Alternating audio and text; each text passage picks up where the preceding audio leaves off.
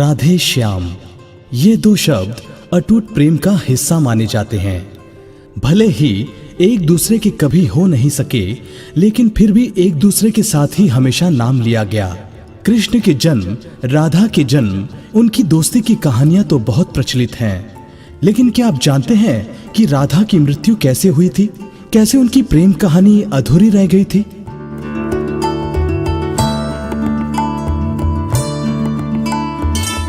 क्या राधा काल्पनिक थी? कई लोग कहते हैं कि राधा सिर्फ काल्पनिक थी। कारण ये कि भागवत जिसने भी पढ़ी है उसका कहना है कि सिर्फ दशम स्कंद में ही जब महाराज का वर्णन हो रहा है, वहीं एक जगह राधा के बारे में बताया गया है कि वो भी रास कर रही हैं और आनंद ले रही हैं। अलग अलग ग्रंथों में राधा और कृष्ण की गोपियों का अलग वर्णन है। एक जगह ये भी लिखा है कि कृष्ण की 64 कलाएं ही गोपियां थी और राधा उनकी महाशक्ति, यानी राधा और गोपियां कृष्ण की ही शक्तियां थी जिन्होंने स्त्री रूप ले लिया था। गोपियों को ही भक्ति मार्ग का परमहंस, जिसके दिमाग में दिन रात परमात्मा रहता है, कहा गया है, क्योंकि उनके दिमाग में 24 घंटे कृष्ण ही रहते थे। राधा और कृष्ण के प्रेम का असली वर्णन मिलता है गर्ग संहिता में। गर्ग संहिता के रचयिता युधिवंशियों कंस के कुलगुरु, यानी एक तरह से कृष्ण के भी कुलगुरु हुए, जो कृष्ण गार्गा मुनि थे। गर्ग संहिता में राधा और कृष्ण की लीलाओं के बारे में बताया गया है। राधा कृष्ण के प्रेम के बारे में बताया गया है। इस संहिता में मधुर कृष्ण लीला है। इसमें राधा जी की माधुर्य भाव वाली लीलाओं का वर्णन है। श्रीमद् भगवत गीता में जो कुछ सूत्र रूप में कहा गया है, गर्ग संहिता में भी उसी का बयान किया गया है। अगर गर्ग मुनि यदुवंशियों के कुलगुरु थे, तो ऐसा कैसे हो सकता है कि वो अपने सामने चल रही कृष्ण लीला में किसी काल्पनिक किरदार का चित्रण करेंगे? यहीं से मिलता है राधा के सत्य होने का प्रमाण।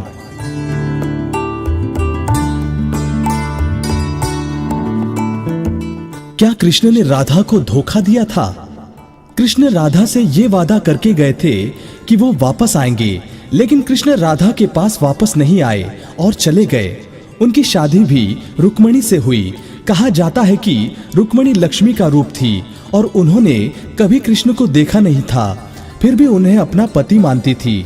जब रुक्मणी के भाई रुक्मी ने उसकी शादी किसी और से करनी चाहिए, तो रुक्मणी ने कृष्ण को याद किया और कहा कि अगर वो नहीं आएंगे तो वो अपनी जान दे देगी।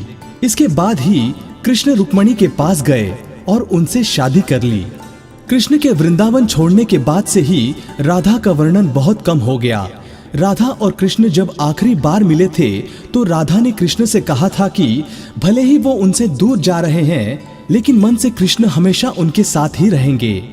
इसके बाद कृष्ण मथुरा गए और कंस और बाकी राक्षसों को मारने का अपना काम पूरा किया। इसके बाद प्रजा की रक्षा के लिए कृष्ण द्वारका चले गए और द्वारकाधीश के नाम से लोकप्रिय हुए।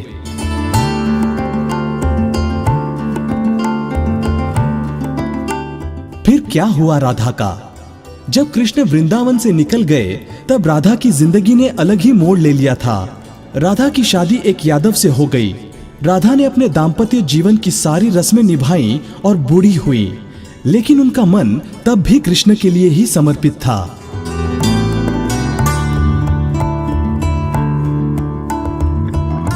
कौन थे राधा के पति? राधा के पति का वर्णन ब्रह्मवैवर्त पुराण में किया गया है। ये वेद व्यास द्वारा रचित 18 पुराणों में से एक है। राधा के शादी के बारे में भी अलग अलग कहानियां प्रचलित है। कुछ के अनुसार राधा की शादी अनय से हुई थी। अनय भी वृंदावन निवासी थे और राधा और अनय की शादी ब्रह्मा की एक परीक्षा के बाद हुई थी। ब्रह्मा ने ये पता लगाने के लिए कि कृष्ण सच में विष्णु अवतार हैं, उनके सारे दोस्तों को अगवा कर जंगल में छिपा दिया था। उस समय अनय भी जंगल में थे और गलती से वो भी अगवा हो गए थे। इसके बाद कृष्ण ने अपने सभी दोस्तों का रूप लिया अनय के साथ और फिर सभी बच्चों के घरों में रहने लगे। इसके बाद अनय रूपी कृष्ण की शादी राधा से हुई थी। एक दूसरी कहानी के अनुसार असल में राधा की शादी हुई ही नहीं थी। ब्रह्मवैवर्त पुराण के अनुसार राधा अपने घर को छोड़ते समय अपनी परछाई यानी छाया राधा घर पर माँ कीर्ति के साथ छोड़ गई थी। छाया राधा की शादी रायण गोपा यानी यशोदा के भाई से हुई थी और अनय से नहीं। इसलिए यह भी कहा जाता है कि राधा रिश्ते में श्री कृष्ण की मामी हुई थी। इनकी शादी साकेत गांव में हुई थी, जो बरसाने और नंद गांव के बीच स्थित था। यानी राधा ने अपना शादीशुदा जीवन अच्छे से व्यतीत किया, भले ही मन से वो कृष्ण से जुड़ी रहीं।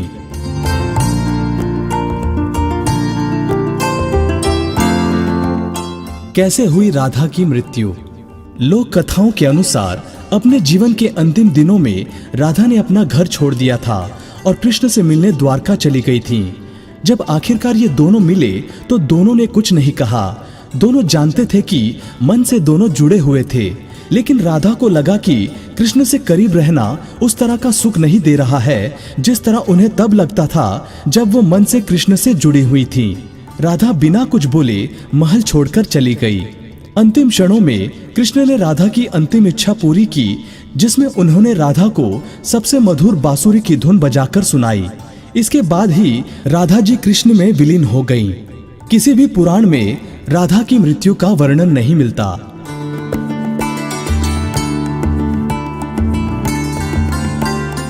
क्यों नहीं मिल पाए राधा श्याम? गर्ग संहिता के गोलोका कांड में देव ऋषि नारद और मिथिला नरेश के बीच का संवाद बताया गया है। ये राधा और श्रीधामा के श्राप के कारण हुआ था कि राधा और कृष्ण को 100 सालों का वियोग झेलना पड़ा था। श्री गर्ग संहिता के विश्वजीत कांड के 49वें अध्याय में एक बार कहानी लिखी गई है।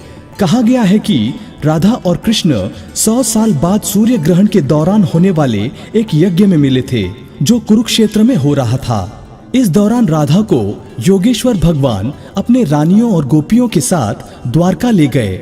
यहाँ सभी ने राजसूया यज्ञ में हिस्सा लिया, जिसे राजा उग्रसेन ने करवाया था। उस समय राधा कृष्ण के साथ उनकी पत्नी के तौर पर थीं, और यही लिखा जाता है कि राधा की शादी कृष्ण से हुई थी और वो छाया राधा थीं, जो रायण गोपा से शादी कर कृष्ण की मामी बनी थीं।